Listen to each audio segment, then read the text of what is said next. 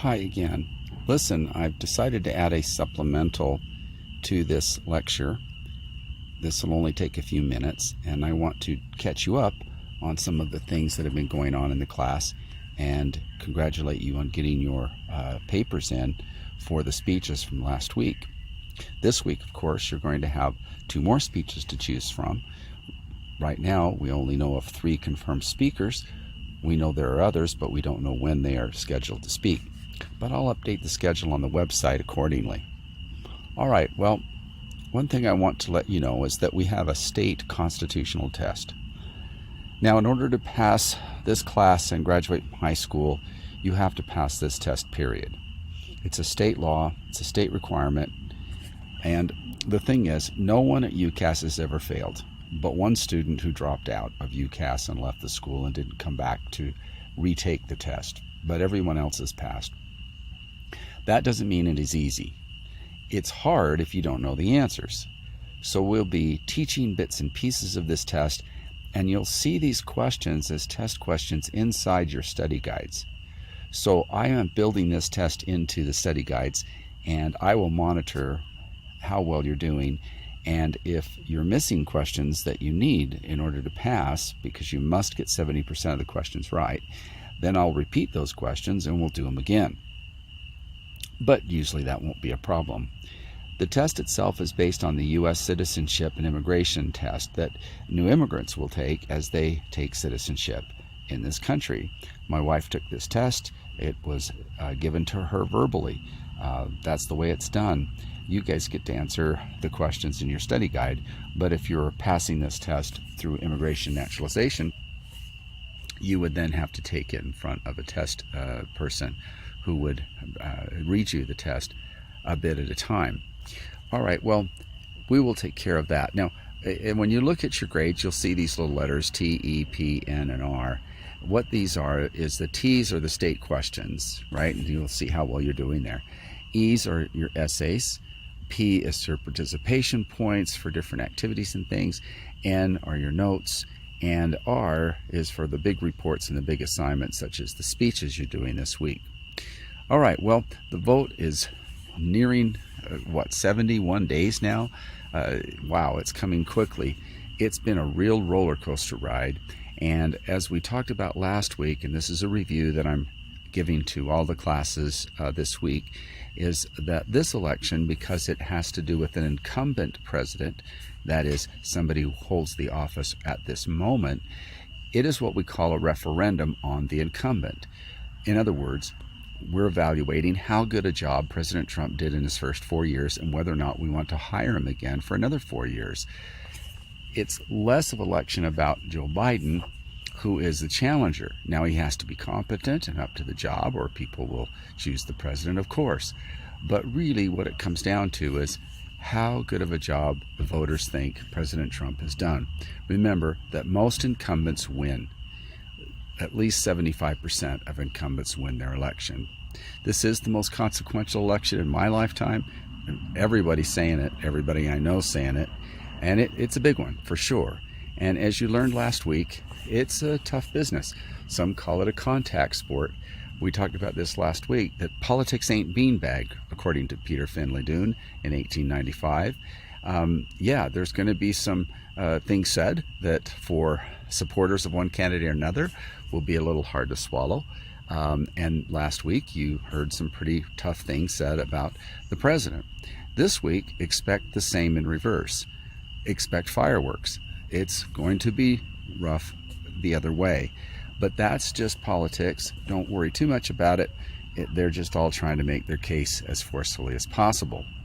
All right, now remember that this idea of tough speeches and attacking your opponent in a verbal way, not in a physical way, of course, is our First Amendment. Freedom of speech, freedom of the press, peaceably assemble in political parties and to nominate candidates and to petition the government for redress of grievances. For example, our postal delivery system has been woefully shaken in just the last 2 months, and people are, by the tens of thousands, are sending mails and emails and petitioning their senators and congressmen to do something about it, and you'll see them acting on that this week. Now, if we don't have elections, we don't have votes, we don't have free and fair elections, the consequences are dire. And so we must have rules, and those rules are in the rule book. And the rules are also in the states. Every state sets the rules for the election in their state. So we have 51 sets of rules for elections in the United States, because we also count the District of Columbia. States will certify the elections. They will tell us how it went in their state, and we just have to take it on their word that they did a great job. And Utah does a great job. We really do an excellent job of running elections with our mail-in ballots and counting them. And so states control the elections according to the Constitution, not the national government in D.C., and so it's a state-by-state thing. All right, so we'll watch how that turns out. Now, I want to just reiterate this for those that may have missed it last week. The consequences of not having a free and fair election are basically major protests like are going on in Belarus. In Belarus, you remember Alexander Lukashenko cheated. He claimed 85% victory. It didn't happen. Everybody knew it. He's not going to leave office. There's massive protests. They're peaceful protests. They're much like our protests we saw against the Vietnam War by the flower children, the hippie movement. Very peaceful, very calm, almost loving, if you want to call it that. But they're being met instead with the police state and violence. And this is not great. In fact, this is very bad. And this is what we have to avoid with free and fair elections. Look at these protests, and you've got to give these people a lot of credit for standing out there and standing up for their rights. And this is the person who they voted for, Svetlana Tsikhanouskaya. I can't say her name. I'm sorry for the last name. But at any rate, she's in exile right now, and she has vowed to stand until the end. And she claimed in this little interview here on the BBC that she's just a symbol for change, and that if we back down, she says, then the people would be turned basically into slaves of this dictator. It's a tense moment. She's an amazing and compelling person that just happened to end up as the opposition candidate on the ballot, and now finds her life in danger.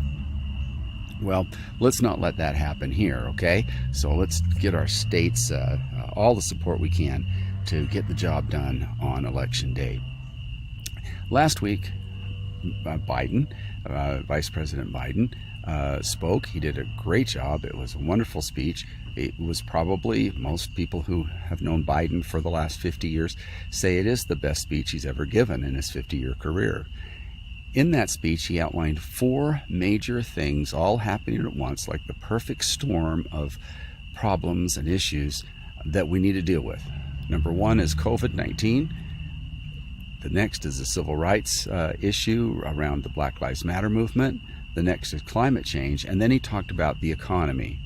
Well, the lecture for today is on the economy. So we're addressing that 4th point in the Biden speech in the viewpoint of Mr. Herbert Hoover, who was the last president to see an economic turndown as severe as the one we see right now.